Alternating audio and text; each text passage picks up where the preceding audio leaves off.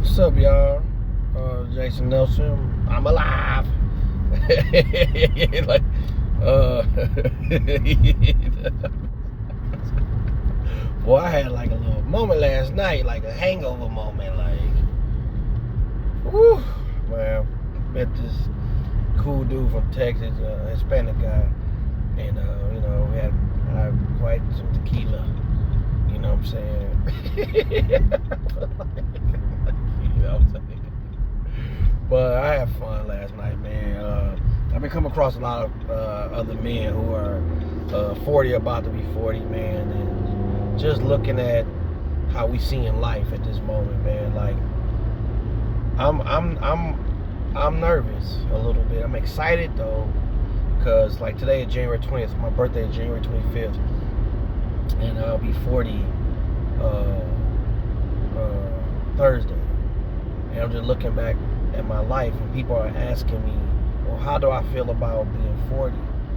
Well, I said, well, it's a little conflicting. There's a part of me that believe the best moments of my life are ahead of me. You know, I weathered the storm through a lifetime. You know, I grew up, it was crazy. You know, I grew up in being abused. And I had to work through that in recent years, you know, being a victim, you know what I'm saying? And it took me a while before I was able to say that out loud. I'm like, hey, Jason, you were a victim. I ain't saying I'm looking to stay a victim, but you know, so fucked up for me to even explain that is because it's a part of my insecurity of how I may make other people feel when I tell my story. But I grew up abused by my dad and his wife, and some very chaotic things. And then I ended up living in group homes as a kid. There was things with that, and you know, growing up with the certain circumstances in regard to my mom, my siblings, and dysfunction with that at the time. And then having a child with a woman I wasn't with, you know, which is, you know, life, and that's the challenges that came with that. And then having two failed marriages,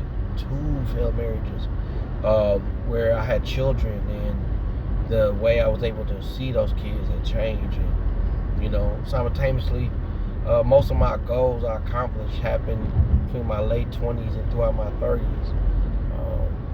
I started doing my own shows and events.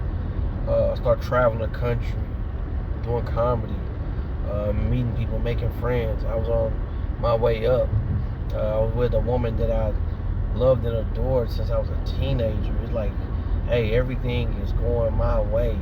And then suddenly, nothing was going my way. And then I went into this dark period of life where I was just hurt. I mean, I was angry, but I was angry because I was hurt. I was depressed. I was sad.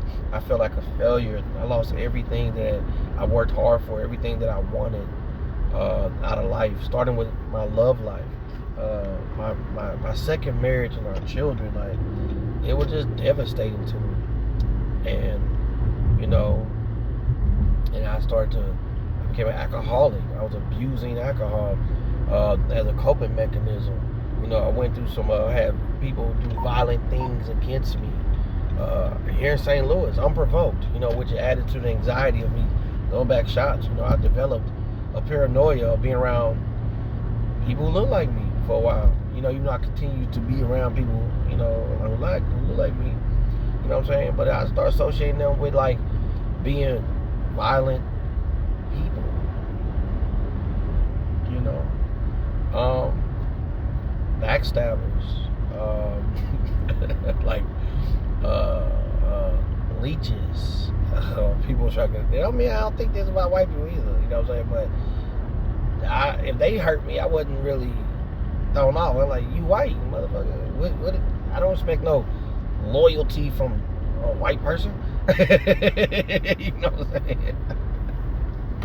You know, but I had to go to therapy. You know what I'm saying? And I will say, the people within my community, when they recognized that I really was in a dark place, and I was in a sick place, like mentally, emotionally, I was not, like, I had went through a time period of I may have been, I don't want to say crazy, but I wasn't mentally healthy. And eventually, I was blessed because first and foremost, all glory to God. And this even before I started really committing to church. The church was a great thing.